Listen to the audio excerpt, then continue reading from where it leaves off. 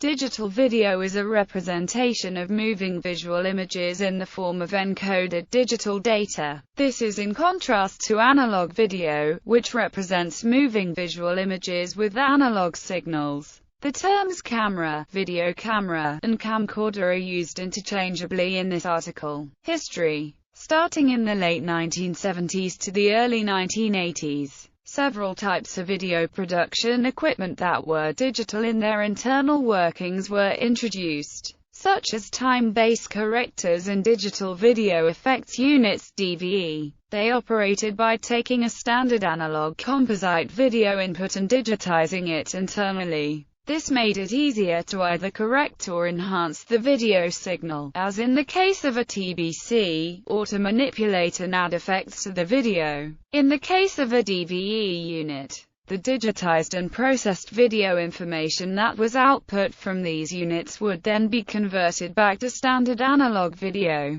Later on in the 1970s, manufacturers of professional video broadcast equipment, such as Bosch, RCA, and Ampex developed prototype digital videotape recorders in their research and development labs. Bosch's machine used a modified 1-type E-transport, and recorded an early form of CCIR 601 digital video. Ampex's prototype digital video recorder used a modified 2-quadruplex VTR, but fitted with custom digital video electronics, and a special, octuplex, 8-head headwheel. The audio on Ampex's prototype digital machine, nicknamed by its developers as Annie, still recorded the audio in analog as linear tracks on the tape, like 2-quad. None of these machines from these manufacturers were ever marketed commercially. However, digital video was first introduced commercially in 1986 with the Sony D1 format,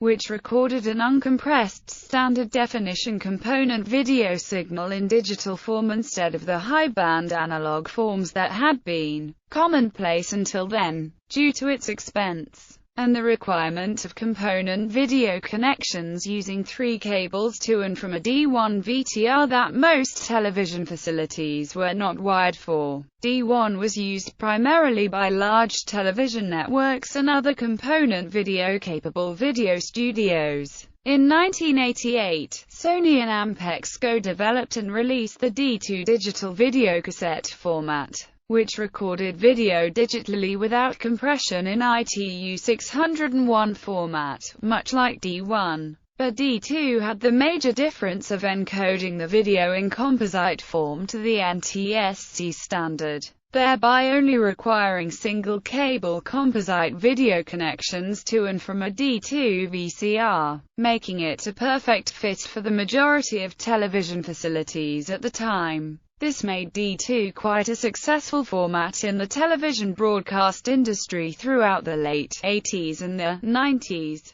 D2 was also widely used in that era as the master tape format for mastering laserdiscs. D1 and D2 would eventually be replaced by cheaper systems using video compression, most notably Sony's digital Betacam recording format by professional television producers that were introduced into the network's television studios. Other examples of digital video formats utilizing compression were Ampex's DCT, the industry standard DV and Miniv, and Betacam SX, a lower-cost variant of digital Betacam using MPEG-2 compression. One of the first digital video products to run on personal computers was Paco, the Pix animation compiler from the Company of Science and Art in Providence, Rhode Island, which was developed starting in 1990 and first shipped in May 1991. Paco could stream unlimited-length video with synchronized sound from a single file on CD-ROM. Creation required a Mac. Playback was possible on Macs, PCs, and Sun SPARC stations. In 1992, Bernard Luskin, Philips Interactive Media, and Eric Doctorow, Paramount Worldwide Video,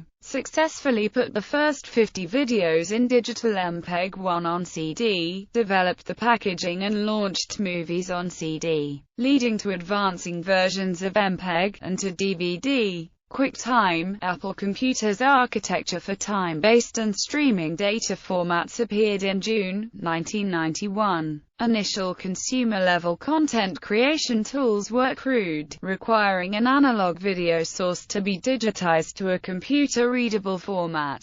While low quality at first, consumer digital video increased rapidly in quality. First with the introduction of playback standards such as MPEG-1 and MPEG-2, and then the introduction of the DV tape format, allowing recordings in the format to be transferred direct to digital video files on an editing computer and simplifying the editing process, allowing nonlinear editing systems to be deployed cheaply and widely on desktop computers with no external playback recording equipment needed, save for the computer simply requiring a FireWire port to interface to the DV format camera or VCR. The widespread adoption of digital video has also drastically reduced the bandwidth needed for a high-definition video signal, and tapeless camcorders based on flash memory and often a variant of MPEG-4. Overview of basic properties. Digital video comprises a series of orthogonal bitmap digital images displayed in rapid succession at a constant rate.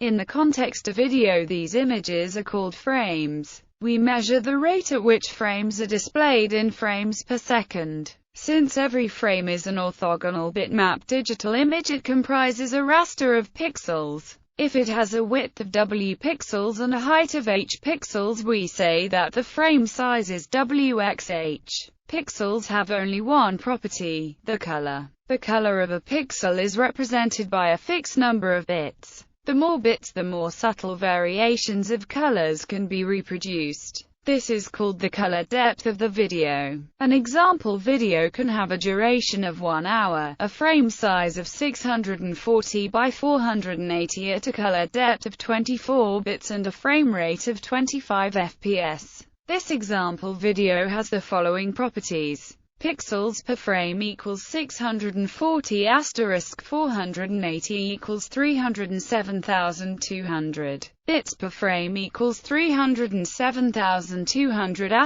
* 24 equals 7,372,800 equals 7.37 mbits. Bit rate equals 7.37 * 25 equals 184.25 mbits sec. Video size equals 184 mbits sec * 3600 sec equals 662,400 mbits equals 82,800 mbytes equals 82.8 GB. The most important properties are bit rate and video size. The formulas relating those two with all other properties are BR equals W *H CD * FPS VS equals BR * T equals W *H CD * FPS T, while some secondary formulas are pixels _ per frame equals W *H pixels _ per second equals W *H FPS bits _ per frame equals W *H CD. Regarding interlacing and interlaced video, each frame is composed of two halves of an image. The first half contains only the odd-numbered lines of a full frame. The second half contains only the even-numbered lines. Those halves are referred to individually as fields. Two consecutive fields compose a full frame. If an interlaced video has a frame rate of 15 frames per second, the field rate is 30 fields per second. All the properties and formulas discussed here apply equally to interlaced video, but one should be careful not to confuse the fields per second rate with the frames per second rate. Properties of compressed video. The above are accurate for uncompressed video. Because of the relatively high bit rate of uncompressed video, video compression is extensively used. In the case of compressed video, each frame requires a small percentage of the original bits.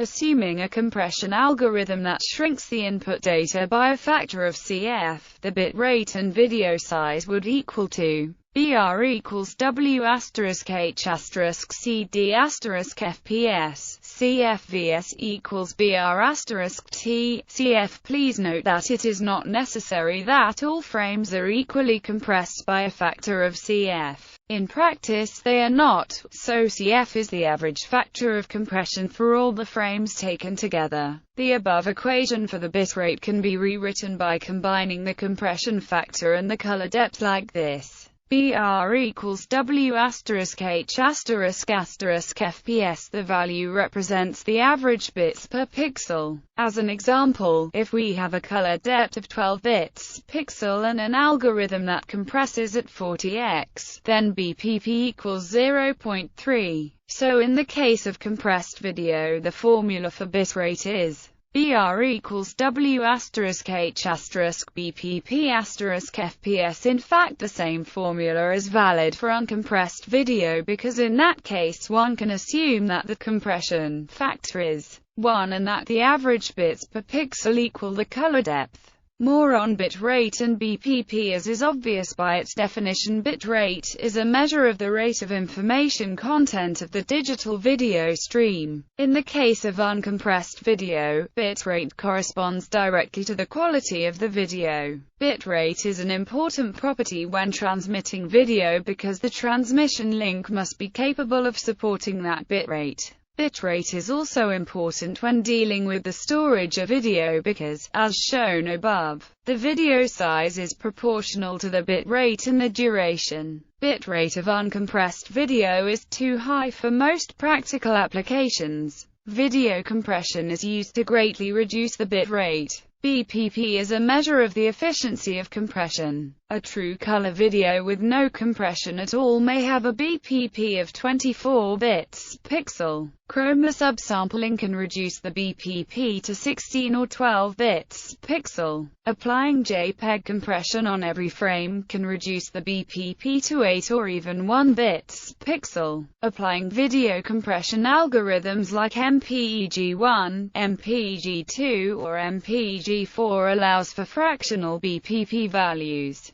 Constant bit rate versus variable bit rate. As noted above, BPP represents the average bits per pixel. There are compression algorithms that keep the BPP almost constant throughout the entire duration of the video. In this case we also get video output with a constant bit rate. This CBR video is suitable for real-time, non-buffered, fixed bandwidth video streaming. Noting that not all frames can be compressed at the same level because quality is more severely impacted for scenes of high complexity. Some algorithms try to constantly adjust the BPP. They keep it high while compressing complex scenes, and low for less demanding scenes. This way one gets the best quality at the smallest average bit rate. Of course, when using this method the bitrate is variable because it tracks the variations of the BPP. Technical overview. Standard film stocks such as 16mm and 35mm record at 24 frames per second. For video, there are two frame rate standards. NTSC, which shoot at 31.001 frames per second or 59.94 fields per second, and PAL, 25 frames per second or 50 fields per second. Digital video cameras come in two different image capture formats: interlaced and deinterlaced. Progressive scan. Interlaced cameras record the image in alternating sets of lines. The odd-numbered lines are scanned, and then the even-numbered lines are scanned, then the odd-numbered lines are scanned again, and so on. One set of odd or even lines is referred to as a field, and a consecutive pairing of two fields of opposite parity is called a frame. Deinterlaced cameras records each frame as distinct, with all scan lines being captured at the same moment in time. Thus, interlaced video captures samples the scene motion twice as often as progressive video does, for the same number of frames per second. Progressive scan camcorders generally produce a slightly sharper image. However, motion may not be as smooth as interlaced video, which uses 50 or 59.94 fields per second. particularly if they employ the 24 frames per second standard of film. Digital video can be copied with no degradation in quality. No matter how many generations of a digital source is copied, it will still be as clear as the original first generation of digital footage. However, a change in parameters like frame size as well as a change of the digital format can decrease the quality of the video due to new calculations that have to be made. Digital video can be manipulated and edited to follow an order or sequence on an NLE, or non-linear editing workstation, a computer-based device intended to edit video and audio. More and more videos are edited on readily available, increasingly affordable consumer-grade computer hardware and software. However, such editing systems require ample disk space for video footage. The many video formats and parameters to be set make it quite impossible to come up with a specific number for how many minutes need how much time. Digital video has a significantly lower cost than 35mm film. The film stock itself is very inexpensive. Digital video also allows footage to be viewed on location without the expensive chemical processing required by film. Also, physical deliveries of tapes and broadcasts do not apply anymore. Digital television started to spread in most developed countries in early 2000s.